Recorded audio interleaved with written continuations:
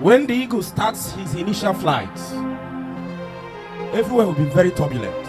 And if you don't understand that that is part of what makes the power that is within you to come out, you can stop.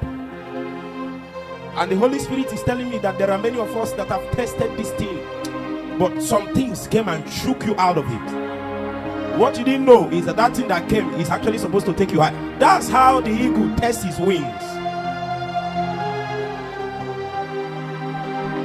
When the wind becomes boisterous, then the eagle tests his wing. He flies high.